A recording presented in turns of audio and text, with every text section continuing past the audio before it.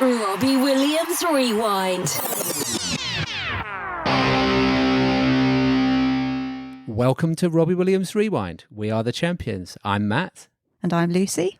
And along with help from special guest fans, we take you on an in-depth rewind through the solo career of multi-award-winning singer, songwriter and entertainer Robbie Williams. Welcome back. This is episode 5, part 2 with our lovely friend American Paul. In the last episode, we just finished talking about the track Kids from the album Sing When You're Winning. So let's get back to the conversation where we left off, and we get off to a cracking start with If It's Hurting You. Enjoy. Anyway, should we move on to If It's Hurting You? Yes. Yeah.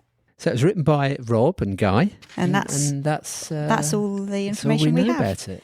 Do you happen to have any information on this song, Paul? Because we certainly couldn't. I'm sorry, I don't. No, that's fair enough. Well, we'll just talk about what we think about this song. I think it's beautiful. He sings it really well. And the thing I really like is the cicadas on it, you know, in the background of the song, make it sound like sort of a summer holiday type song. I think they almost go consistently through the whole song. Yeah, I think so. Yeah. I definitely think of nighttime when I hear that sound. Yeah. Does it make you think of summer or just nighttime? Primarily nighttime, but now that I think about it more, yes, in the summer. Yeah. It definitely makes me feel like it's more America, because we don't get that sound here. Oh, interesting. So it makes me feel like I'm in Florida or... yeah, for us it would be travelling abroad. Yeah. We'd hear that sound. You don't really hear it so much here. Yeah. We don't really hear it. Which is why it makes us feel like it's a holiday type Very song. interesting. I love the guitar at the beginning. This is another song that's beautiful to listen to. It sounds lush, even if there aren't a lot of instruments on this track. I love Robbie's ooh, his oohs. Yeah. Before I've hurt you, I can see. And lyrics like, please don't think of me. If you do, you gotta block it. This is a rough song. This is a very sad song. Yeah, it is. Maybe in another life we wouldn't be alone tonight. Maybe if things had gone slightly differently, there would be a happier scenario for this couple that seems to be split up. I was wondering whether he cheated on her, and that's, you know, why they've broken up. And, you know, he said, I'm not a gigolo. And maybe she just won't take him back because he cheated, and he knows that he did wrong. So he knows that he doesn't deserve her. So that's why they've broken up. That's what I feel. Yeah, it feels like a broken relationship, but with more to it, if you know what I mean. For me, when I hear the song, I think there's obviously still some love left on both sides. Yeah. But the breakup was obviously messy. And I guess even if someone's done something bad, like cheated, it's still kind of hard just to turn the love off. You know, that isn't really quite how it works, is it? Yeah. So I think for me, that kind of sums it up. That's very insightful of both of you. Ah, thank you. And also, I'm not sure what sound it is, but in the instruments listed at the end, in the credits, it says pedal, steel, guitar, and electric banjo. I'm not sure which one it is I like the sound of, but there's something about it that I like. Is it that sort of twangy sort of sound? It's probably the steel guitar. Yeah. Yeah. Or it could be electric banjo. I guess that gives a similar... No, it's quite different, actually. I don't know what the difference is, but I like it. Yeah. Okay, let's move on to Singing for the Lonely. This was written by Rob and Guy, and there's a video of Rob recording it in the studio on Where He Goes There DVD and on YouTube. He's basically pissing around while recording vocals, doing impressions of other people, lying on the floor. Struggling to sing it with feeling and hit the notes that Steve Power wanted, Rob exclaims, "Take it off the album. If I can't sing it then." So he'd obviously had enough at that point. Yeah. Apparently, it was used as the theme song for Junior MasterChef Australia in 2010. How that goes with MasterChef, I'm not quite sure. No, neither am I. Good for him for getting the royalties for that. What do you think, Paul? When you first hear this song, the music sounds so upbeat and cheerful. You can actually put this song on and get in a great mood with that melody, those harmonies, the cheerful sounding backing vocals. But when you listen to the lyrics are very somber and downbeat. Lyrics include, so scared of what I'm doing all the time, and I don't wake up early in the morning because the more I sleep, the less I have to say. Scared of you always thinking that I'm boring. Robbie has wrapped these depressive, paranoid lyrics in this happy-sounding pop song. In this way, the song reminds me of Robbie Williams himself at this period of his life. He'd go on stage and look like he was having a great time entertaining the audience, but inside, he may not want to be on stage at that moment. He might be feeling sad or paranoid, like the lyrics in the song, but the audience sees what they think is a very happy, very energetic performer. Yeah. I was feeling like it's kind of I feel about, that. it's the trappings of fame, isn't it? And Yeah. how it's making him feel. It's the line, I'm so sick of people's expectations, leaves me tired all the time. Yeah. It's sad, isn't it? It's Very. the pressure that he's feeling. Can't deal with the fame and people expecting him to behave a certain way. Yeah, it's really strong emotions in this song. But also some fun lines as well, like the hooligan course. half of me that steals from Woolworths. Did you have Woolworths in America? I'm trying to think. I would have to look it up. I'm not sure. It's basically like a sort of mini Target, really. It's like a Yeah. much smaller version, sells everything, but is on the high street. But it doesn't exist anymore. Yeah, it's as you say, Paul, it's a very upbeat song, but actually it's a very sad song. I love the jungle beat at the end. Do you remember that bit? It's about 30 seconds from the end and it just goes a little bit more crazy. Yeah, and then there's just sort of this jungle beat and voices. Yeah, I just really like that part of the song. For me, as the album goes on, like you just get all these songs and I don't know, they're all great and it just keeps not getting better because they're all on a level almost, but Yeah. you just can't believe that it's another amazing song. Oh, it's another great song. It's another one, you know? This is an album I can listen to from beginning to end and Yeah. never skip a track. Same, yeah. Yeah. The lyrics mention Black Mariah. Does that have a special significance in British English? Send Black Mariah for blue delusions. I had to look up the term Black Mariah, and it means a police van for transporting prisoners. Does it have a special significance? No, I never knew what it meant. Okay. I never understood that lyric. So that's helped me to understand it a little bit. Yeah. It's like the meat wagon that comes to pick up people with a cage in the back. Yeah, I guess so. So just a few days ago, I looked up Black Mariah on Wikipedia, and I was really led down the wrong path, I think, because there's also a Marvel Comics character, a supervillain from 1973 called Black Mariah. And this is a woman who weighs so much that she can strike with an incredible force. But I don't think Robbie is singing about her. Oh, but Paul, thank you, because Lucy knows that I try and get a Marvel reference into every episode we do, and now you've we've just done it. Thank you. And that wasn't planned at all. I am so happy we had this moment. Right. That's staying in. Yeah, I've never understood that lyric, and I've always thought if I looked it up, I still wouldn't understand it. So thank you for trying. Sure. It's kind of clever with the colors, Black Mariah, blue delusions. Yes. Yeah. Well, I like singing for the lonely. More often than not, it puts me in a good mood because the music is just so joyful. And the ending, as you said, Matt, is very joyful, jubilant. Yeah. Yeah, yeah. Yeah, it is. It's kind of one that I sing along to in the car, loud when I'm on my own. So shall we talk about Love Calling Earth? Yeah. And this was written by Rob, Guy, and Kelvin Andrews. And that's it for facts. It is, and I'll kick off. I think it was a beautiful song, lovely lyrics. Please don't hurt me. I mean, it's too high for me to sing, but I normally try. Again, in the car on my own. And then, yeah, I love these lyrics. If you could see me through my mother's eye, only then you begin to realise all the places I have been have scared me half to death or somewhere in between. Yeah. Yeah. I just think this song's exquisite is the word I wrote down. Wow. Yeah. there's something like haunting about it. The way he sings it's just beautiful, breathtaking.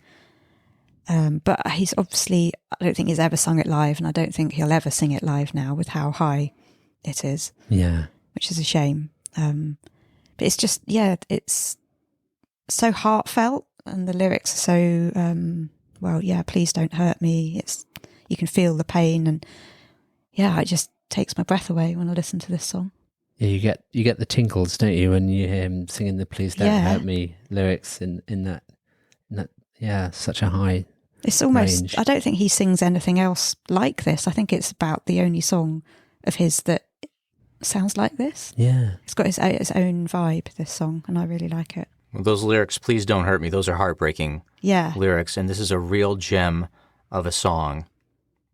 I'm controlled by my fear, all the voices in my head that I can hear. That sounds like Robbie at this time of his life. And I sincerely hope he is much better now. And he seems to be much better now. Yeah.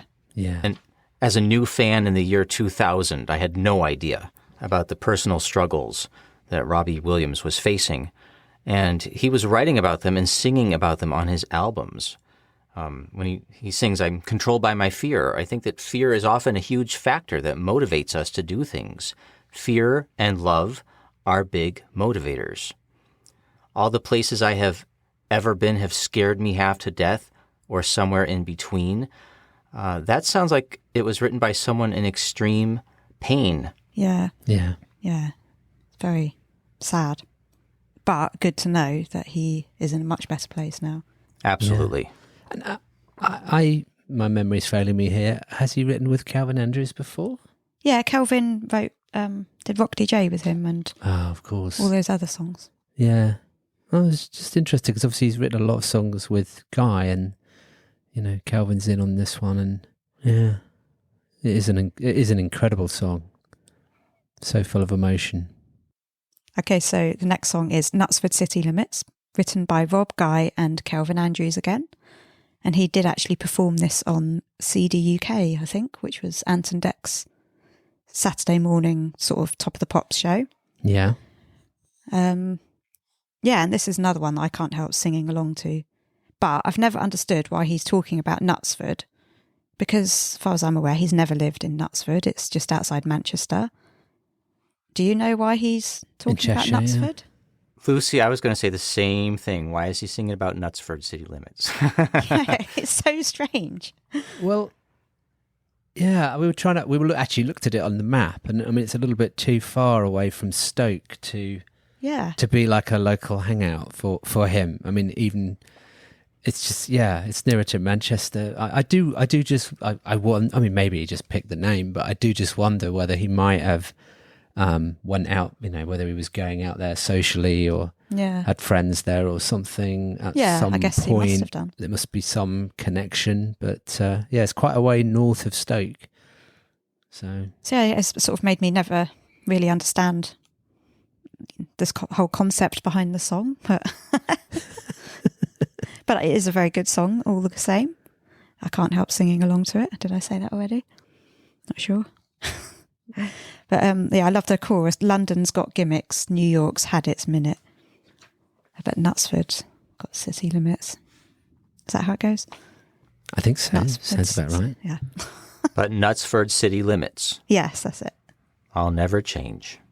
You said I was northern scum. I was wounded, baby. That's fighting talk where I'm from, and I'm not moving, baby. Yeah. But he's not from Knutsford, so... But he is from the north. Yeah, exactly. Yeah, it's not far away. Well, actually, Stoke-on-Trent isn't really considered north. It's actually more Midlands, isn't it?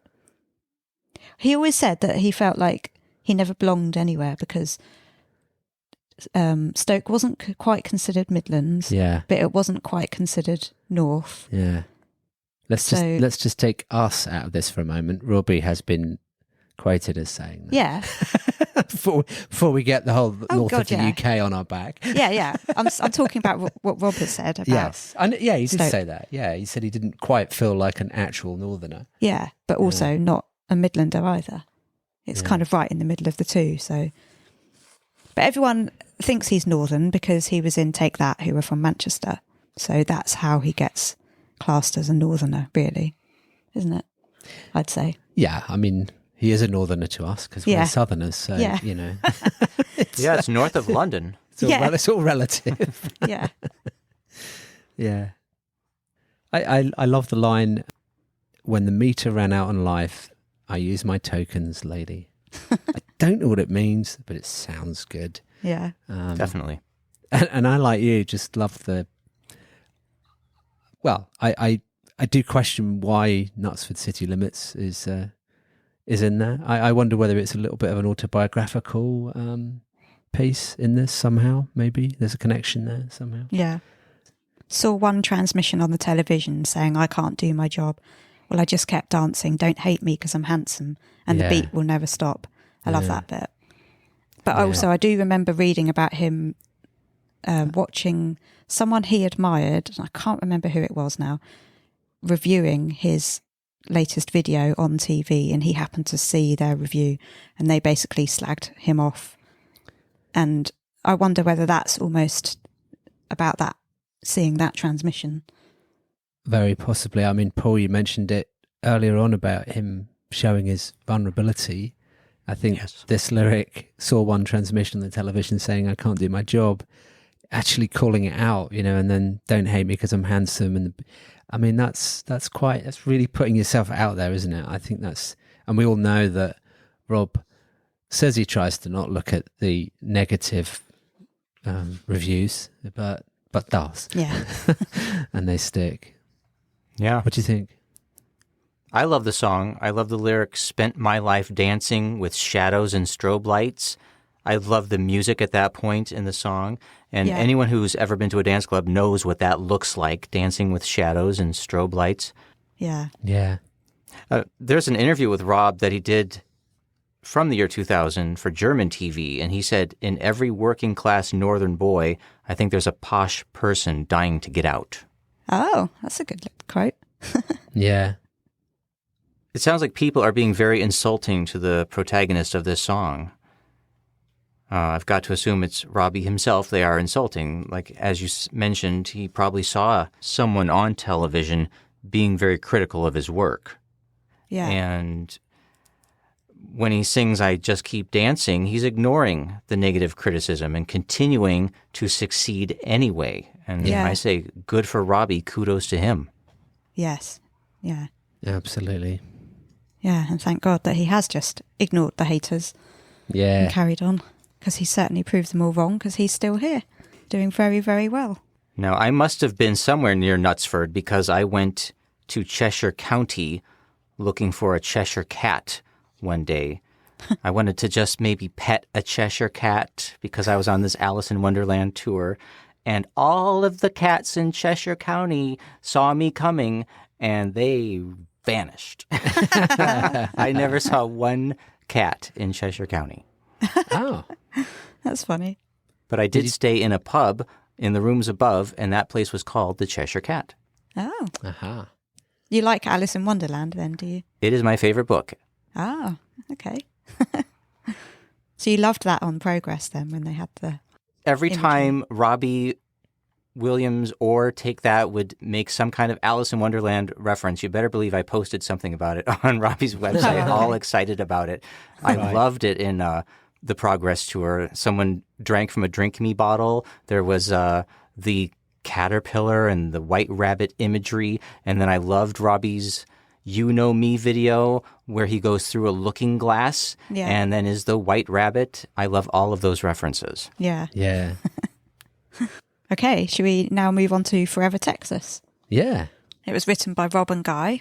And this was the first song Rob ever performed live from this album, including it on the Ego Has Landed tour in the US and Europe in '99, before Sing When You're Winning even came out in 2000. Rob also performed it on quite a few TV shows, and it was included on all the tours for this album in 2000 to 2001, but he hasn't played it live since. So, Paul, what do you think about Forever Texas? Well, I like every song on this album, but this is one song that I tend not to play all that often. I think it's just the music, the musical style and instrumentation maybe just don't appeal to me as much as that of the other songs do. Lyrically, This is an extremely sexual song, but it's not really sexy stuff. It's not an erotic or romantic song. It's about sleeping with someone you don't care about. And the lyrics go, "The reason I'm doing you is because your friend said no." Rob had ample opportunities to behave physically with many, many women before he got married.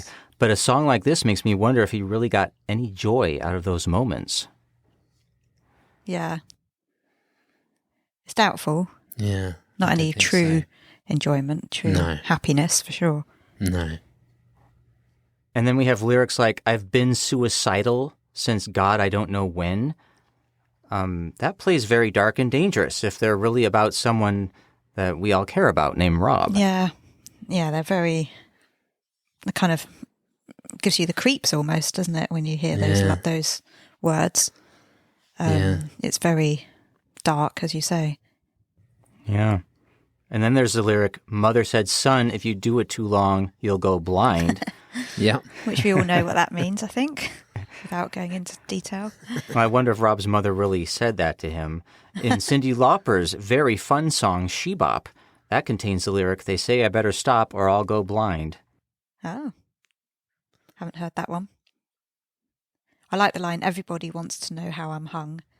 But again, not very sexy. It's sexual, but not very sexy. No. No. Yeah. Yeah.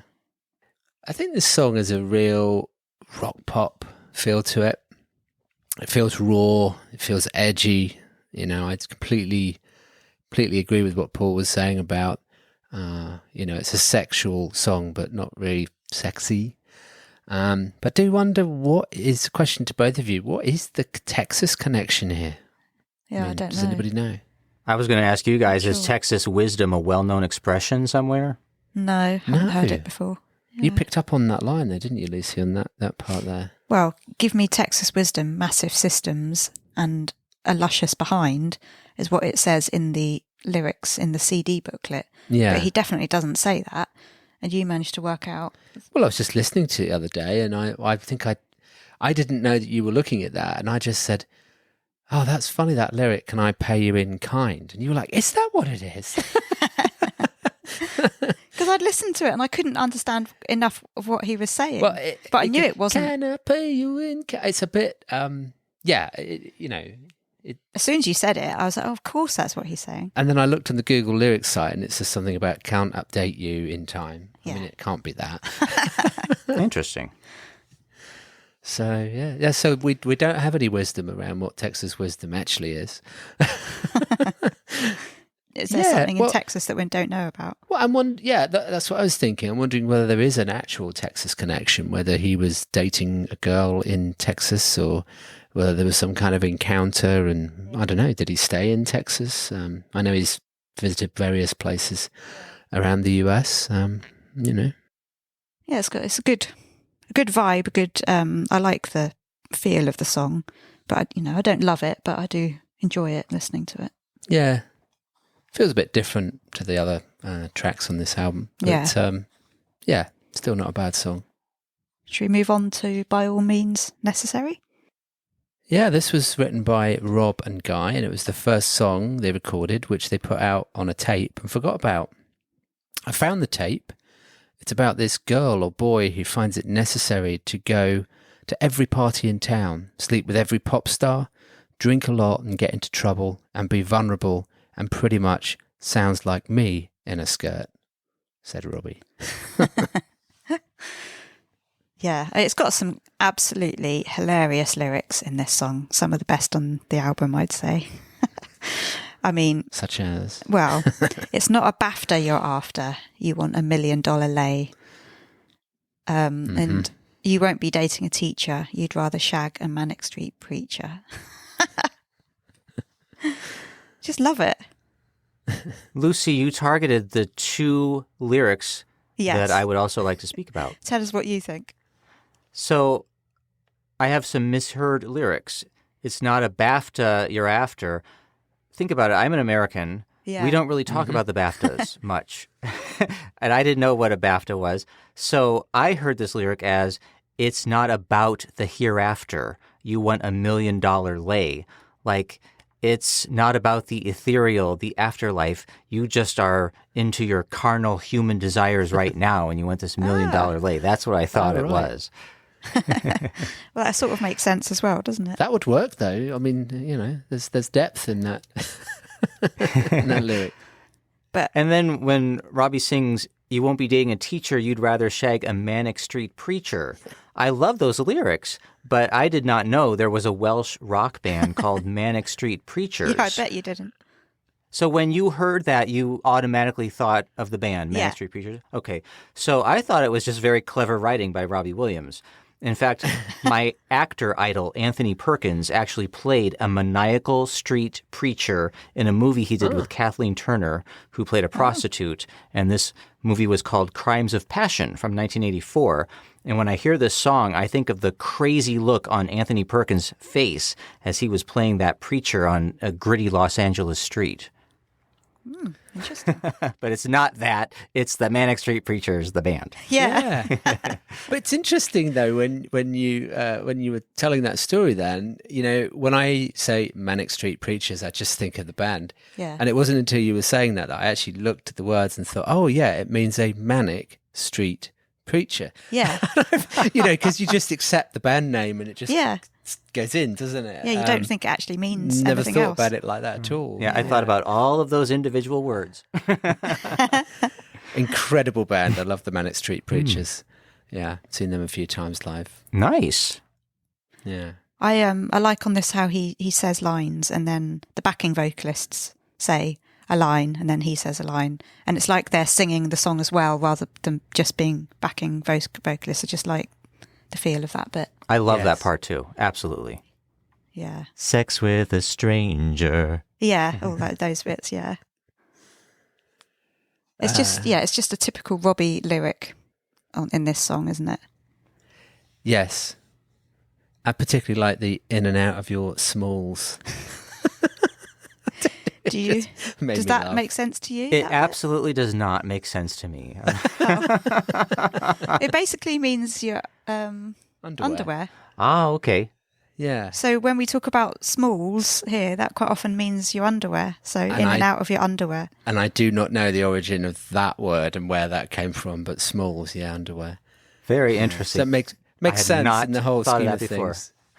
And then it would lead me to believe that it might be about people wanting to sleep with Robbie, which obviously I think it is about.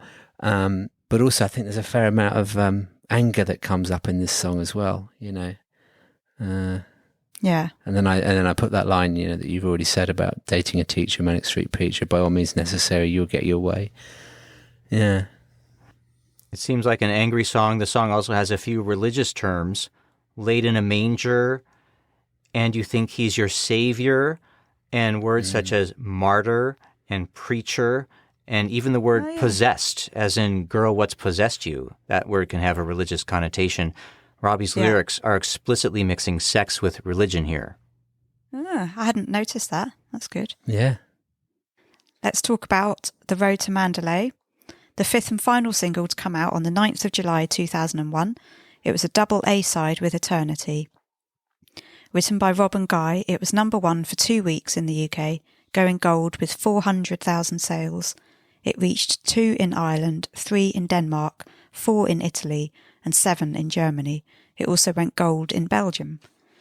Rob said he was in France and picked up the vibe and came out with a French kind of melody, explaining, "It's turned out for me to be the most touching song that I've written. It's one of those songs that's really sad, but it's dead positive at the same time." And after the end of The Road to Mandalay, there's a 24 minutes of silence before Rob says, "No, not doing one on this album." As in a hidden track. And how annoying is that to wait 24 minutes or have to fast forward it for that long to find out that there's nothing on there? and it's not even done in good quality. It's like a phone. It's purposely done as like a phone call type quality. Yeah. So it's really like tinny, isn't it? And annoying. Yeah. Cheeky Robbie.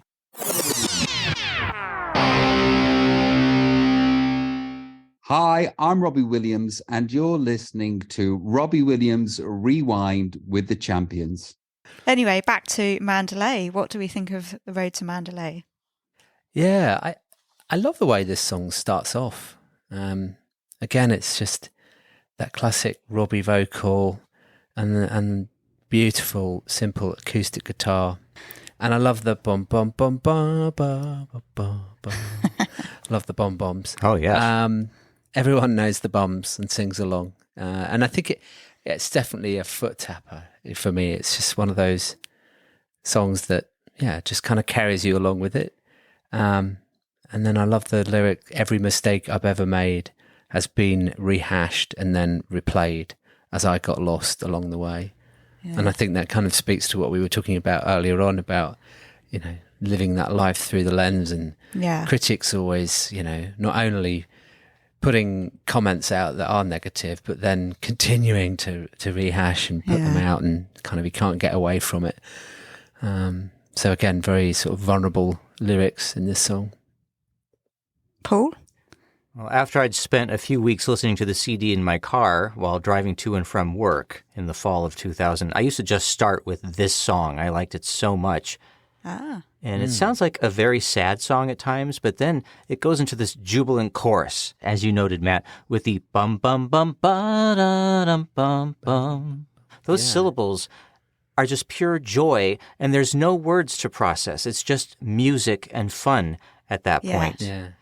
Some songs come with a very rich sense of history, and this is one of them. The expression "on the road to Mandalay" was used in a poem by one of the most respected British authors, Rudyard Kipling, in 1890, about a working-class soldier in London recalling his Burmese girlfriend, now unattainably far away. Frank Sinatra had success with a song which set music to Kipling's poem. So it makes me wonder if Rob's interest in the road to Mandalay betrays his admiration of Frank Sinatra and maybe foreshadows the next album, Swing When You're Winning. Yes. Yeah, I think you're absolutely right. I think that's definitely where he got the idea for the lyrics from, is from Sinatra. Because otherwise, it's a bit random otherwise, isn't it? So it's good to know that it comes from somewhere. Yes. And makes it make sense. And later on the album Escapology, Robbie would sing about how he and his monkey made tracks to the Mandalay Bay Hotel in Las Vegas. Yeah. We went for breakfast there when we were in Vegas. Was it a pilgrimage, a Robbie pilgrimage? Yes, of course. Nice. Yeah. And I'd also stayed. I'd stayed at that hotel when I went on a business conference there once. It wasn't quite as exciting as going to see Robbie there, I must admit. But the hotel was nice. It's definitely a nice hotel. Yeah. Yeah, I feel like the bum bums bits actually make the song, and I wonder whether at some point they were planning to put lyrics in there, and they just had that in as a placeholder for the melody, and then in the end they decided to keep them in because they were so joyous. Yeah. And I'm glad they did. If that was ever the plan, to actually have lyrics in there. That's an interesting possibility. Yeah. And it works so well, doesn't it, when we hear it live and we're all singing the bombs? Yeah. Well, I mean, the best time ever was the Christmas concert at Wembley when he had the T-shirt guns, and he was like, the best bummers will get a T-shirt. So do your best bumming, and I'll shoot the gun your way. So everyone's going bum bum bum bum, shouting at the top of their lungs, and he's firing this T-shirt gun, and it basically fires a T-shirt into the crowd with a great big gun. He was absolutely loving it. It was an air gun, wasn't it? How he fun. really loved that gun. Yeah, Like, I'm sure we will really be seeing loved that again. Yeah. Yeah, I think we will be seeing it again. He got really excited with it. But it was just hilarious the way he was telling everyone to, Yeah, do your best bumming. Yeah. Yes. It's not a song he performs often live because I don't believe I have ever heard it live. Oh. It was great to hear it at the Christmas shows. Yeah. Yeah. It's really good live. Well, Lucy has a very detailed spreadsheet where she could look that up and tell you exactly. Well, I do. Yeah. Not now, but yeah, we can tell you where he's singing live. Oh, I find it also interesting that he says, feel the moon replace the sun. Yeah. And he also mentions the moon and the sun in eternity. Yes. And obviously those songs were double A sides and the videos linked together. So it's quite nice that they joined lyrically, sort of, as well. I had never thought of that. Yeah, I just noticed it because I was looking at the lyrics so much. So let's talk about the video. The video was directed by Vaughan Arnell, and they made the Robbie face masks that the other thieves wore by using the same cast of Robbie's face that was used for Rock DJ. Good factoid there. Apparently, they couldn't actually see through them very well. Afterwards, Robbie would often wear one of these masks when leaving the house or in airports to deter paparazzi. And then when the dog pees on him, real dog pee was used, apparently, because they couldn't get anything else that looked like it, I think they were saying. Both videos for this and Eternity were premiered together on Channel 4 in the UK in a short film called Rob by Nature. So let's talk about the video. Yeah, what do you think then, Lucy? Well, my funny moment is when he's travelling on the Isle of Wight ferry. Yes. Which I don't know whether that makes any sense to you, Paul. But I guess it's a bit like travelling on the Staten Island ferry or something. It's not a glamorous big like cruise ship that he's on. It's a car transporter. It just and passenger transporter. It just goes backwards and forwards to this island all day long. So it doesn't go to any glamorous locations or anything. So it's a bit of a pun. You know, they make it look as though it's this amazing location and all that, but it's a bit of a joke that then he's on the Isle of Wight ferry. That is funny. And I just like the fact that the video is sort of littered with humour, which takes the edge off the fact that it's a robbery. Yeah. And it's beautiful. And he looks absolutely amazing in it. And I love the fact that they used a puppy to threaten the van driver. What do you think, Matt? Well, like you, I just love the fact it starts with the Isle of Wight ferry. I mean, it's just amusing. Well, because we also have connections down that way as well, so we know the Isle of Wight. And I remember them. They're playing golf in the parking hold at the bottom of the ship, and then suddenly he arrives in these sweeping mountainscapes, and clearly they're not in the Isle of Wight. And yeah, again, it tells a story. You don't really know what's going on to begin with, but then you begin to realise that they're planning some kind of hold up of a money truck, and you know, they drive a giant lorry into it, and like you say, Robbie shows that puppy to the driver. Do this or the puppy gets it. I don't know whether that was the... Yeah, I think that's basically what the message said, yeah. And then, and then they're all celebrating at the end in that really extravagant, incredible sort of home. And then you see them whizzing around the mountains, having that party back at the place. What struck me when I was watching it back again was, again, I think this is another one of those high budget films. I mean, it looked like a big production values, lots of different effects, lots of different stunts. And then you get to the end and you see an old woman in the road and it's about to knock her over, and then he wakes up with a start in bed at home. Yeah. And you wonder whether it was all a dream. Yeah, almost. that was my question. Was it all a dream? Yeah. What do you Paul, think, Paul? Was it all a dream? I hope so. I hope it was all a dream. As you said, these videos were combined with a brief story, and Rob made a short film called Rob by Nature. And I'm going to react mostly to the film Rob by Nature because they also appeared as separate videos without the dialogue. But the dialogue to me makes a lot of difference. At the time in the USA, I had no access to this film and hardly even knew it existed. I think that's a blessing. I'll say something positive first. I like how Rob wanted to combine the two songs, which were both considered A-sides on one single. He combined them into a short film that's very ambitious. In the behind-the-scenes footage, Rob looks like he's having a good time making this short film.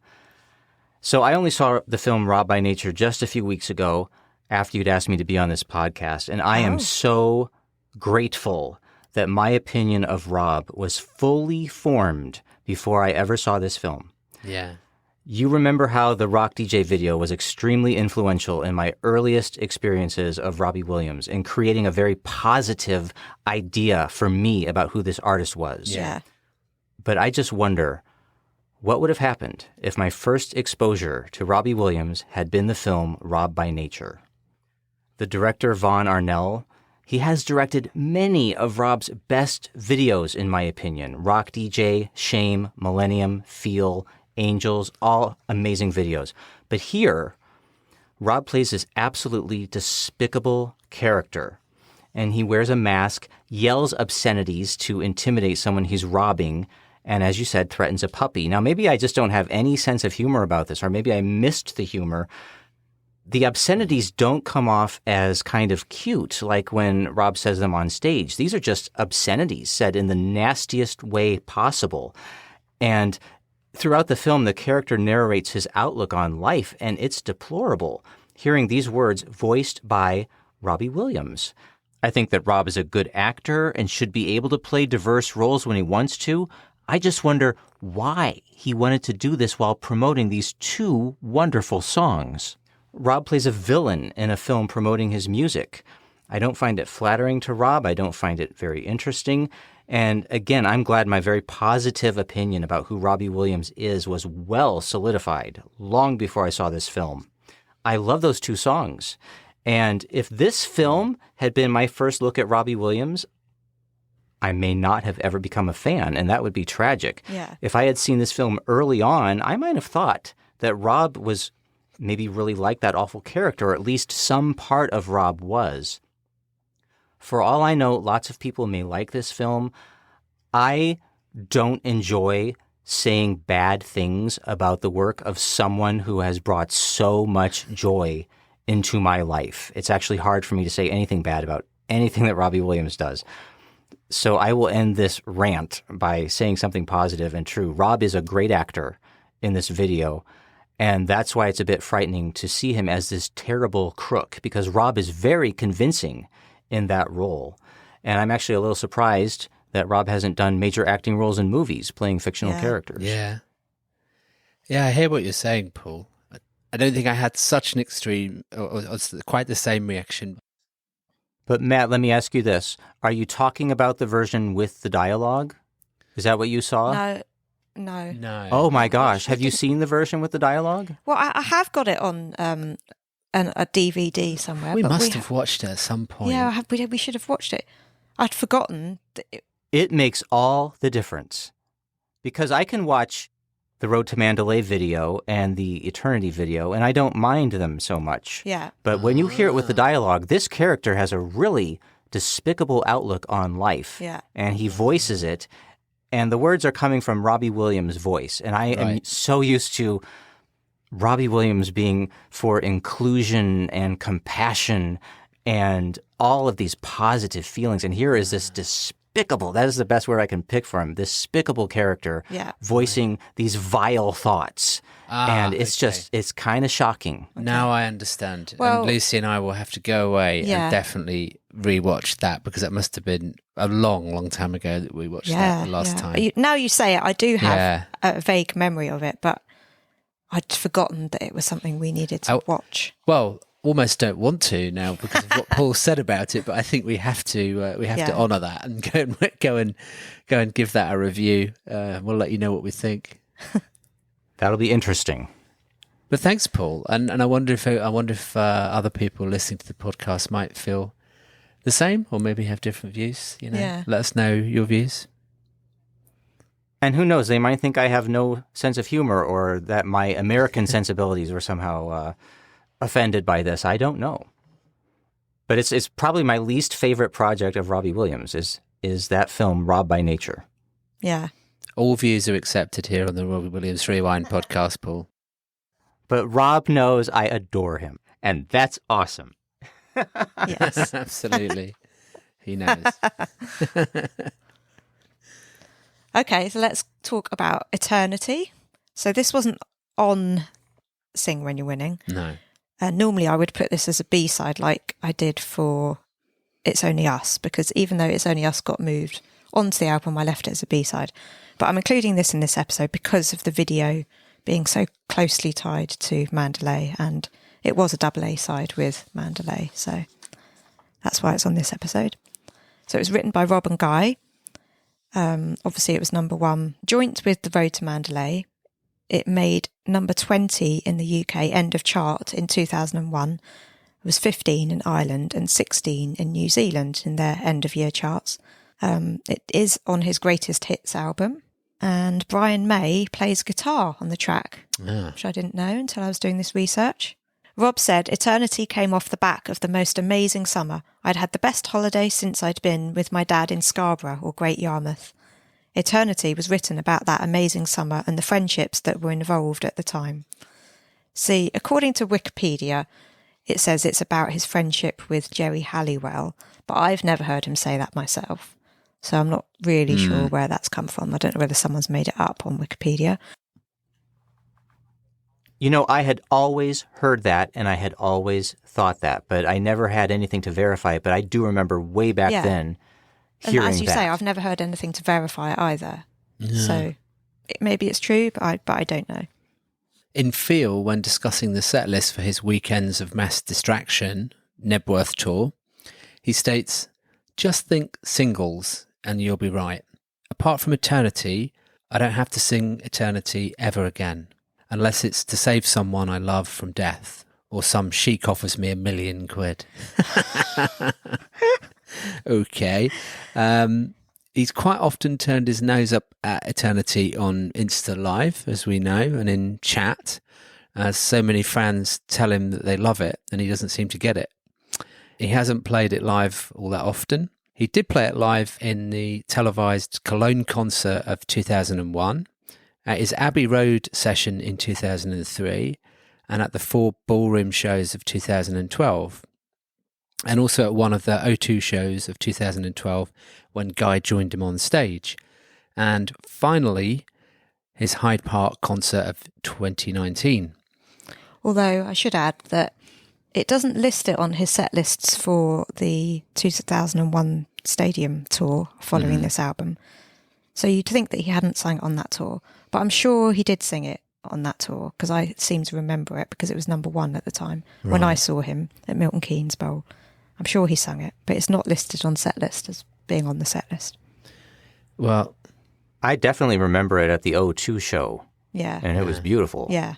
Well, in this 2012. Very, very good memory, so I'm going to go with what you say. Yeah. It doesn't always have to be on Setlist or Wikipedia. Yeah. If Lucy says it. I mean that. And when Rob was introducing it at Hyde Park, he said he was going to see how it went down. And if it went down well, he might keep it in the set list. And I seem to remember that it did go down extremely well. Everyone loved it. Went crazy for it. And I think he realised, and I think he said something like, "Oh yeah, I better keep that one in then," or something. I think he did, yeah. Better put that one in again. Yeah. So Rob first played this song to his band on tour in Stuttgart in 2001, in the dressing room before going on stage, asking everyone to pray silence and nodding along as it played. And it was that fateful night in Stuttgart, which we'll come to later. Yeah. And there's a YouTube video of David Bowie supposedly singing it, but I can't find any corroboration that it's really him and not like an impersonator or something. There's no video footage that I could find. Right. And I can't find any mentions of why he was singing it, but it's interesting to listen to. It does sound like it's David singing it. Could well be. Yeah. So what do we all think of Eternity? Do you want to go first, Paul? The mere release of Eternity was exciting for me because, as you recall, my first album was Sing When You're Winning, and this was the very first release of Robbie Williams since I'd become a fan that I knew about ahead of time and could anticipate. But it was not available in the US, so I had to order it as an import CD single. So at that time, it looked like the major US releases for Robbie Williams were finished. And I remember thinking, oh, how cool, it's a bonus song that's not attached to an album. Well, musically, this is a lush, beautiful song. It's called Eternity, but it's about the fleeting moments of a summer.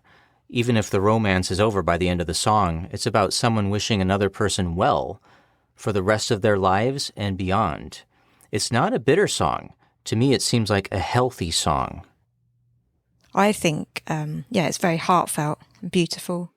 And it is actually one of my all-time favourite Robbie songs. Well, he doesn't seem to like it that much, but I do. And I know a lot of Robbie fans do as well. A lot of them say it's their favourite song ever that he's written. I just think it's like the simplicity that makes it so perfect, and he sings it so well. Youth is wasted on the young, before you know it's come and gone too soon. And that's a beautiful lyric. So true. The past is done, we've been betrayed, it's true. I just wish that Robbie appreciated it as much as his fans do. Well, maybe Hyde Park changed his mind a little bit, hopefully. possibly. It was so well received there. Yeah. Matt, what do you think? Well, I think you've both said it all, really, but maybe a few things. It's just got such beautiful lyrics in the song. I hope you'll find your freedom for eternity. It's just a really lovely love song ballad, and I like that line that you do, youth is wasted on the young, before you know it's come and gone too soon. I mean, it's super true. Yeah. Yeah, it's the steel guitar in this song, twanging away in the background. That sends shivers down my spine for some reason. So again, the musical arrangement on this is just beautiful. It's just a really nice song. I love the lyrics. We sat and watched the sun go down, picked a star before we lost the moon. The photo on the CD is very beautiful. Rob is in profile, shirtless in a gorgeous field of flowers.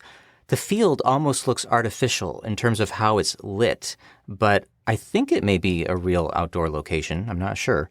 The CD cover really made me aware of the lion tattoo right near his shoulder for the first time. Now, I've seen other results from this photo shoot, Rob removing his shirt or wearing an open coat with no shirt. And this is Rob showing off how freaking sexy he is. Yes. There's also photos of Rob wearing a completely see-through shirt. Whoever came up with this photo shoot idea, the goal was, let's show him off. Sex sells. And this is a very sexy man in front of the lens. Yeah. Yeah, I agree with those photos. They are absolutely stunning. And I saw one in the You Know Me book where he's got a fur-trimmed coat on, and he said it wasn't used because it had real fur, so they decided not to use it. Right. But they did end up putting it in the book because it is a beautiful photo. Yeah. Yeah, stunning. And as you say, the backdrop, it's hard to tell whether it's real or fake. It's amazing. Should we talk about the video? Yeah. Well, we've kind of already talked about it, but just to say a bit about the eternity part of it. So the video was also by Vaughan, and it plays as a short film with a story running through Mandalay and eternity. Eternity is a series of flashbacks leading to the arrest at the end. Vaughan said the man who put the handcuffs on Rob was the head of police at Marseille airport, and they were real handcuffs that actually hurt. And the model girlfriend was Australian Lisa Seffert. In You Know Me, Rob said, I enjoyed doing the kissing scenes. They were fun. Of course he did. I will even say that model is very attractive. Yeah. Yes. But she's so like tall and just like stunning, just, and that bikini doesn't leave much to the imagination. I'm sure a lot of the guys appreciated how she was dressed in that video. Yes. Yeah. Yeah. It was an incredible piece of storytelling in the video, and the location, I mean, just stunning. I do find it interesting that they made the video carry on between, the two songs.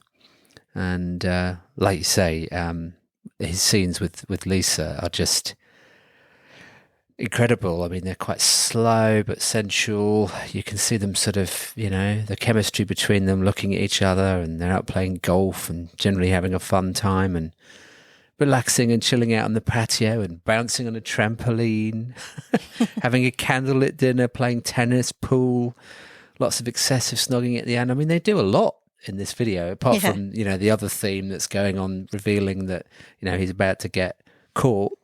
But yeah, obviously then, as I said at the end, you realise that he is being taken off to jail, so the love story doesn't work out quite so well in the end. Yeah.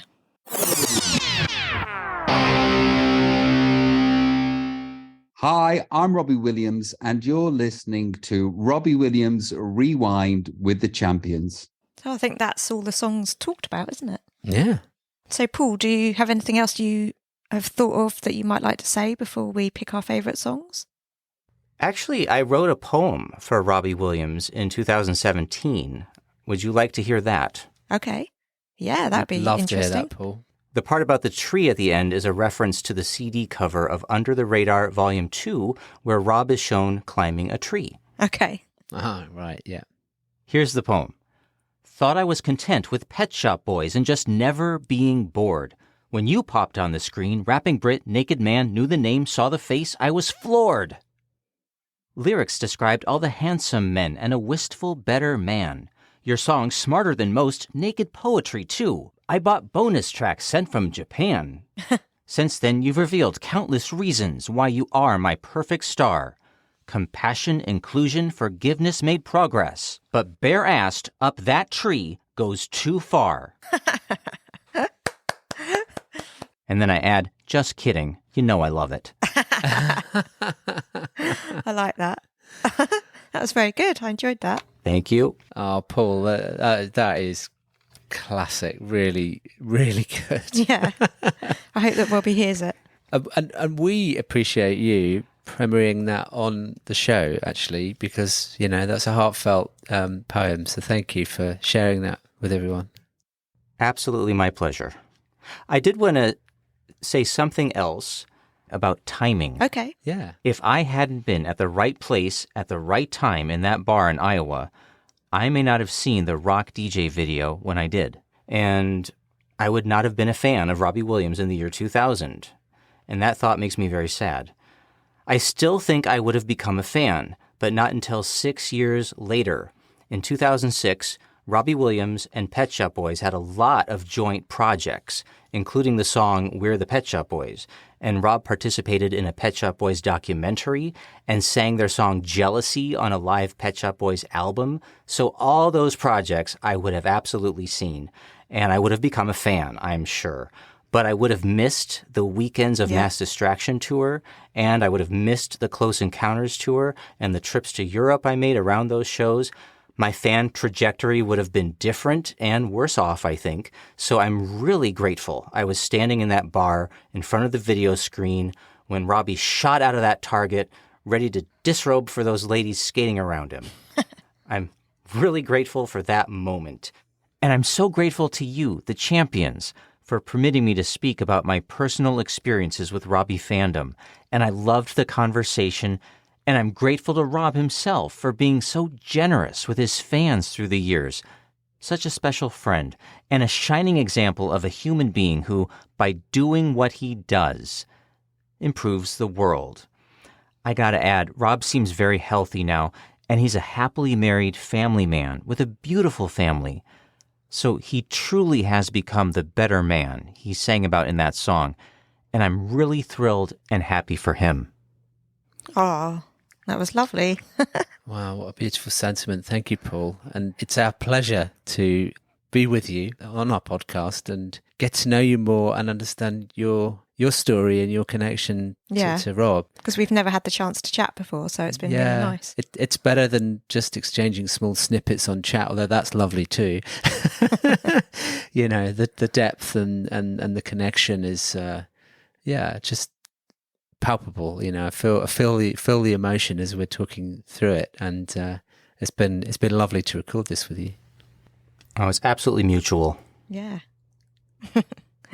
So before we go, we have to choose our favourite song from Sing When You're Winning to put on our playlist. I'm only sighing because this is hard. I know. This is like Mission Impossible for me. I don't know about you two, but... Well, I found this the hardest so far to actually pick just one. Do you have just one that you can easily pick, Paul?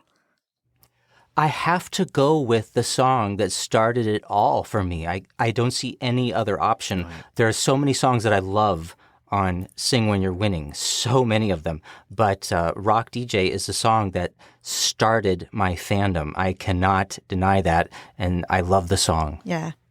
Yeah, so do I. Great choice. Definitely. Yeah. Matt? I'm wondering, are you making me go next? Yeah, because I was still deciding in my head. What it is, Paul, in my notes here, I've got a short list, and I thought I would have shortened it down to one by the time we actually recorded, and I kind of haven't. So I was hoping Lucy might go first. However, if Lucy hasn't decided, that means she's also got a short list, maybe. But I'm pretty sure if I pick this song, it's going to be the one that you pick. Well, you go first. Go on then. Right. So let me say what my short list was. Road to Mandalay. That might be a bit surprising, I don't know, but great story, beautiful lyrics. Yeah. Supreme. Yeah. Just a supreme song. Yes. And the one that I will pick is Kids. But it could equally be Supreme, but I think I'm going to go Kids. What's Lucy going to go for? May I make a prediction? Yeah. Just based on what Lucy said before, I think she's going to pick Kids. I know. See, Exactly. right, when I've been listening to the album, I've always thought, it's so hard to choose. I absolutely love Kids. I absolutely love Eternity. I love The Road to Mandalay. I love Calling Earth. And I just could not decide. And I was thinking that I was going to have to go with Kids because Robbie and Kylie, and just, my reaction to it as we were doing the podcast was the best song. But I can't pick Kids now because you've picked it. So I can pick something else. Has that helped you? Yeah, it's helped me. Right, good. Okay, I'm not in trouble. That's good. So I'll pick Eternity then. Yes, Eternity. So Rock DJ, Kids, and Eternity. Yeah, that's a good selection, I feel. It is a nice variety. Yeah. Yeah. So those will be on the playlist, Yeah. Which we're building up through the episodes. So you'll be able to listen along. On RobbieWilliamsRewind.com, you can Yeah. find out where to listen. Okay, so yeah, thanks for listening, everyone. Tune into the next episode where we'll talk about the B-sides from the singles off Sing When You're Winning, and the tours, the Sermon on the Mount, and weddings, bar mitzvahs, and stadiums. Okay, so I think we've finally come to the end of our episode. Yeah. And we want to say a very big thank you to Paul, American Paul, for joining us.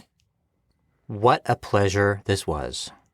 I am so grateful and honored to be a part of this podcast. Oh. Well, we're very thankful to you for agreeing to join us. It's been incredible. Thank you, Paul, and really, really appreciate you telling all your stories so candidly and openly. And we know that listeners and Rob will enjoy hearing about your fan journey and your life. So thank you. Bless you both. Oh, thank you.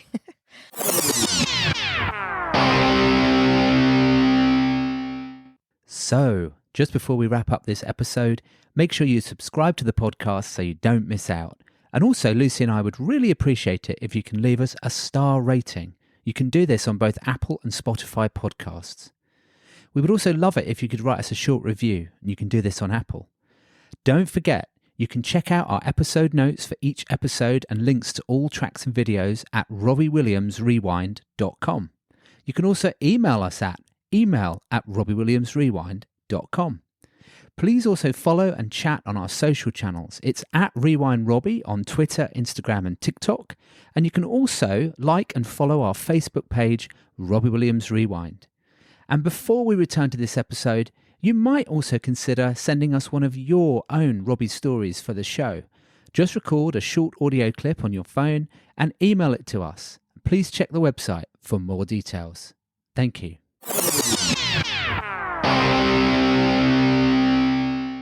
Hi, I'm Robbie Williams, and you're listening to Robbie Williams Rewind with the Champions. So thank you very much for listening. Yep, thank you. Thank you once again, Paul. Yeah, goodbye. Bye. Goodbye. Robbie Williams Rewind.